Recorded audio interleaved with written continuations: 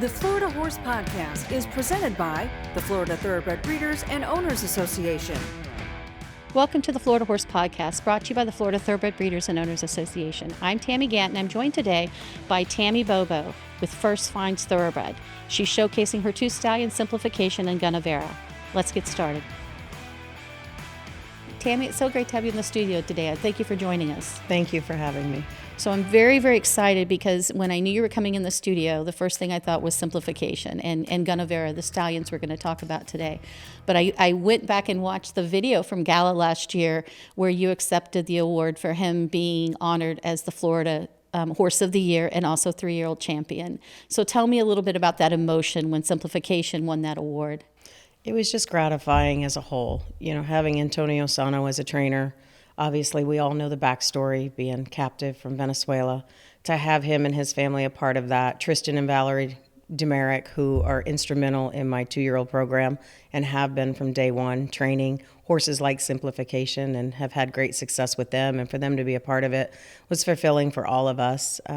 Fernando and Ricky at my barn, you know, all the hours and hard work and what they do to get these horses to go on to be 2-year-olds at the end of the day. It was such a fulfilling, overwhelming moment for all of us, and I was very thankful for that opportunity. Yeah, and you could feel it, and I think that it was that you want to recognize everyone that's involved because so much hard work goes in getting a horse to the races, and so much hard work involves keeping the horse ready for the races and then throughout their career, and then now having him stand at stud. And so you mentioned your business just for a brief moment. You want to talk a little bit about what it is that you do for those people that might not be familiar with Tami Bobo? Sure. So I'm a pin hooker. I buy horses, mainly weanlings, that I buy to sell as yearlings with a 6, 8, or 10-month return on investment. Those babies come to our farm, mainly bought in Lexington, Kentucky. They spend approximately 10 months with us here in Ocala, and we nourish them, take care of them, raise them, keep them safe. You know, babies just find ways to get themselves hurt. And at that point, they start going into fitness programs towards the last 3 to 4 months that we have them. Fernando and Enrique pretty much oversee the daily operations of that now. I've thankfully been able to step away. At this point, I've been in the thoroughbred industry 15 years, so I feel that my business plan and protocol has definitely blessed us all and come to fruition, so they definitely know how to move forward. I buy all of the weanlings that we pin hook. All those horses are offered at public auction.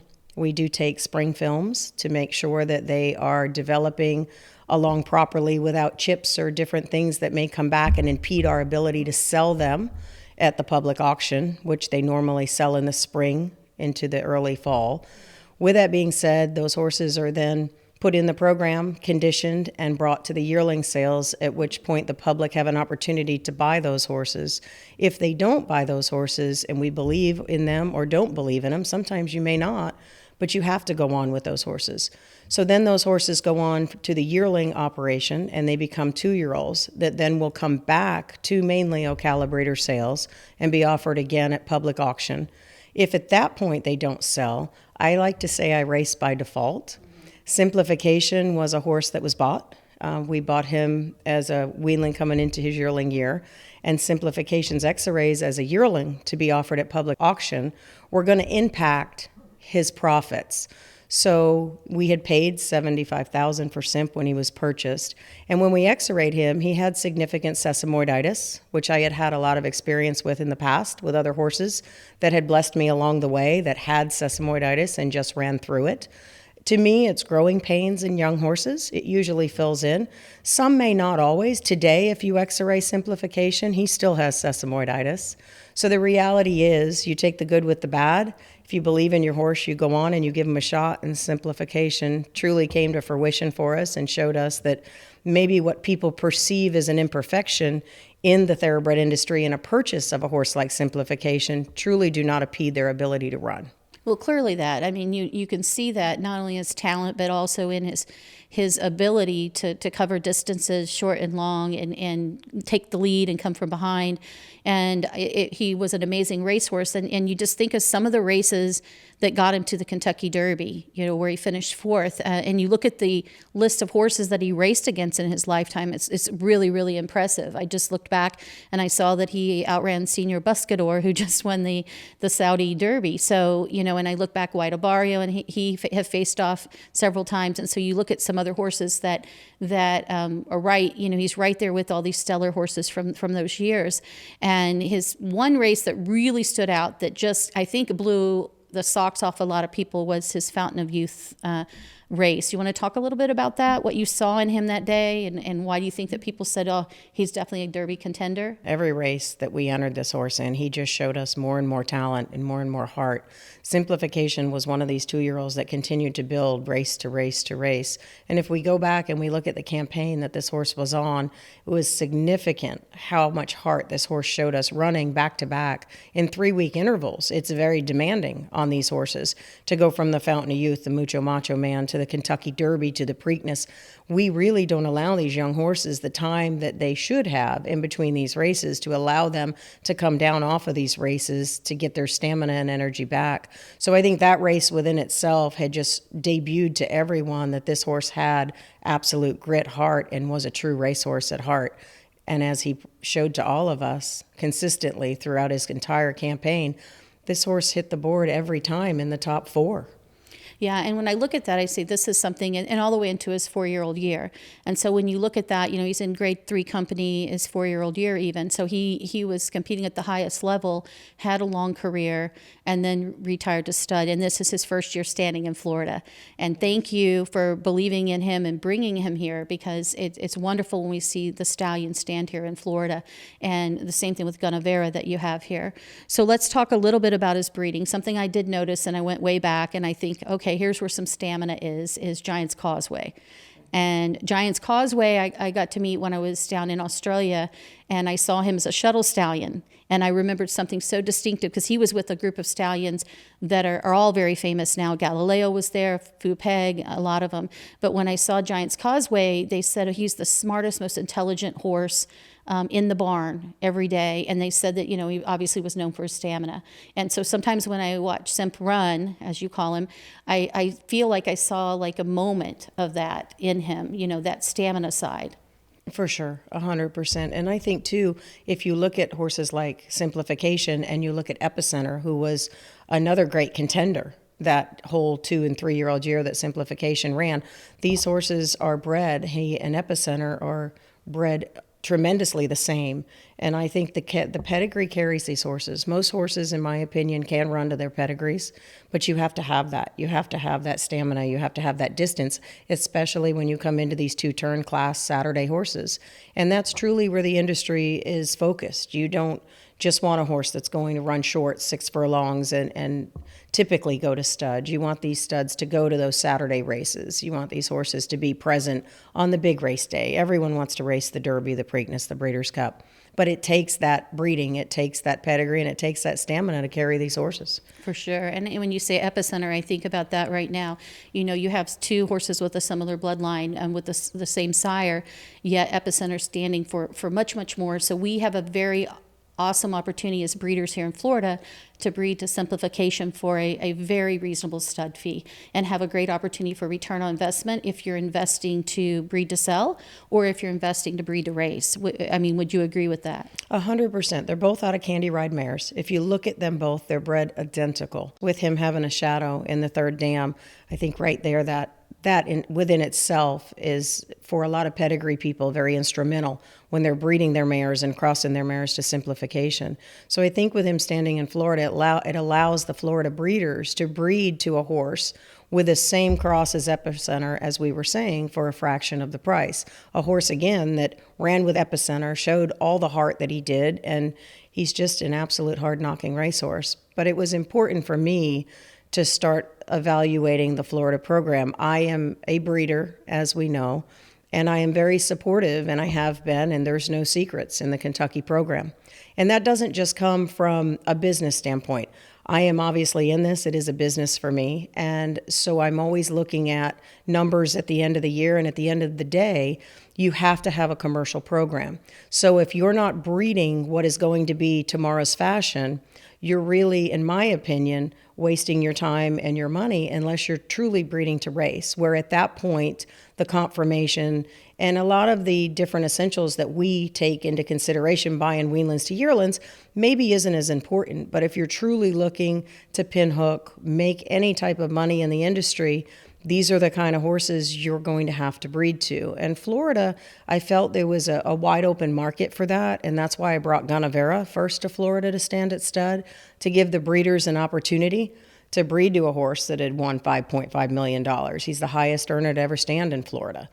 And so it was kind of a trial run with Gunnevera. And then when Simplification and the talk started and whether I was going to continue to run or stand at stud, after him being Florida Horse of the Year, the recognition and the support that Simplification had gathered around him throughout his Kentucky Derby campaign and throughout his whole racing career, there were so many local connections that supported us with this horse. And I felt I owed, in a way, Florida that back. And I needed to show my support in our racing program and be one of the people that stand up and stand a horse like Simplification in Florida to show the public that we can bring these horses that constitute being in Kentucky and we can stand them in Florida and allow you an opportunity to breed to these horses. And they did support him. They did come to the table with Gunnevera. He bred 113 mares his first crop, and Simplification is overwhelmed at the moment. So the support in Simplification at Pleasant Acres has been tremendous from the breeders. So I feel very comfortable in my decision to stand him here. Yeah, and I think breeders do like to see a horse that was a racehorse and a balanced horse and great conformation and also support the hometown heroes, if you will. Right. So I'm glad to see the breeders behind him. And Gunnevera, you look at Gunnevera, you go back and has some historical Florida bloodlines running through. You've got Fabiano, you go back to Unbridled, and obviously Mr. Prospector on the top and bottom line, and Mr. Prospector stood his first few seasons here. And so the breeders gave him a chance, and then now, he's a mega superstar in the world of stallions. And so, but you think about, and even Unbridled, I look at Unbridled, he's one of my favorite Florida breds of all time. And when I see him in a pedigree, I'm always paying more attention to that pedigree. And when I look at a Breeders' Cup race and I'm saying, what horse am I going to maybe wager on in the Breeders' Cup, or the horses I really want to watch, I really watch to see where Unbridled comes through. And I typically see a better percentage of horses finishing in the money that have that Unbridled bloodline. And I know that's a very specific thing, but it's something that rings true when I look at it. So when I see Gunnevera's bloodline, but also you say, what a racehorse. I mean, the richest racehorse to ever stand here. So there's a lot going on with him as far as if you're a breeder, here's an outstanding stallion right in your backyard. Right. And he brings a lot of value. But again, it's difficult in this program that we all have in the Florida breeding and Kentucky breeding. It really doesn't matter what state we breed in. The reality is the industry has become so commercialized that they're so channeled to breeding to first-year sires or possibly a second-year sire. But once you get to these third-year sires, fourth-year sires, it's very hard to overcome unless you're breeding to run or these stallions step up and prove that they can throw a racehorse. So I'm super excited about Gunnevera. We have a lot of the Gunneveras coming to the track at OBS here in March and April, making their debuts. And if they have his heart and his stamina, we certainly should see some success out of these. I don't probably, necessarily see them as maybe the 9 and 4s. I think most of these Saturday horses are not 9 and 4 horses. I think the educated horseman is aware of that. And they're looking for, those 10 and 1s, those 10 flats, 10 and 2s even. And how they sound coming out of that work. Correct. And how they gallop out and how they do the breeze. I think it's so instrumental in our industry that people have grown aware that it's not that first eighth of a mile that dictates a good racehorse. So a lot of your best racehorses are carrying the distance around these tracks and they're breezing in those 10 and 1, 10 and 2 times. So with Gunnevera, we have some speed coming to the track, which has been exciting to see with him being a class weekend horse. and we should see how they work over the course of the next couple of weeks. So if someone's looking to purchase a horse, they've got a great opportunity. If they're looking to breed, obviously the two stallions are standing here, Simplification and Gunnevera. And then, if someone's saying, oh, I have a Florida bred, what does that look like? Well, the Gunnevera Florida bred recently sold for $155,000. So, they're out there. So there's various ways you can look at it, whether you're looking at it, I just want to have a champion racehorse in my barn, or I'm looking at this as investment to sell this horse down the road. There's a few ways people can definitely go. Absolutely. And Gunnevera has been so well received. He has his fan club. It's fantastic to see. I was actually at dinner last night with Christine Jones going over some numbers, and I was shocked to see the amount of traffic that Gunnevera still constitutes, being, with his first crop coming to the track this year. All these horses now next year when they're foaling are on the track, proving that they can or cannot run. So I think it's a great gamble to breed to him this year, especially in Florida, especially with the young horses that people will be able to see at OBS and some of these upcoming sales. When you talk about your business a little bit, what's the secret sauce? I know you love what you do, but I know you just have an incredible eye for horses. And so does that come from you growing up in horse country, or does that just something that you just have always had identified horses in that way? For me, I feel that I'm just a very blessed person, honestly. I feel that I'm very blessed, and I think that truly, not to bring a different topic into this, I truly believe that God blesses us with a talent, and that's a talent that I was gifted with as a very young girl. I was blessed with a family that allowed me the ability to be around horses and grow up with horses, and truly, I've spent more hours with horses than I probably have humans in my lifetime. So understanding horses, understanding their thought process, how they think, what they're going to do before they do it, I think those are all intricate parts of being a horseman and understanding the horse. And I think for me, it's understanding the horse and what it takes. They're not all the same. You can't train them all the same. You can't treat them all the same. And unfortunately, if you do, this successful recipe usually isn't there. I'm also a firm believer that we're as good as the people we surround ourselves with, and I'm very blessed with a good team at home, and they absolutely bring everything to the table. We all enjoy what we do. We love the horses, and I've just been blessed with an opportunity to be able to do what I love, and I'm thankful for that. Yeah, and I think your passion shows. I crawled on a horse before I could walk, and so I was blessed to be around horses my whole life. And I do believe that it's this eye for horses, or my ability, I feel like, to communicate to horses, like you say, see what they're about to do before they do it, because you know their language, really is really a blessing. And it's just a wonderful thing. And I just hope more and more people get involved in the horse industry, because it's such a rich and rewarding opportunity to have a career, but also just to fill your heart with joy and just to watch the horses as they succeed. It is. And for me, with the grandkids and Simplification taking me on the ride and us on the ride that he took us on, it's priceless. I owe the horse everything. And that's another reason he's here in Florida. That horse will always have a home with us, obviously, as he should.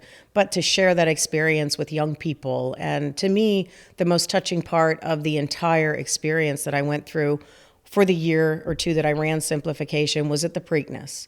I can't stress enough the importance that they bring to the table in the inner cities and the communities and the young people and old people, the older generations, that every morning they brought to the barn.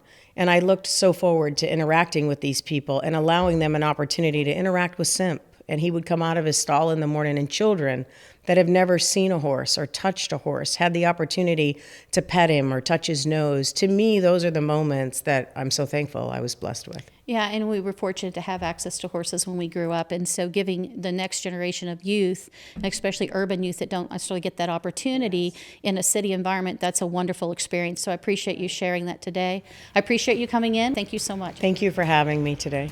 The Florida Horse Podcast is presented by the Florida Thoroughbred Breeders and Owners Association.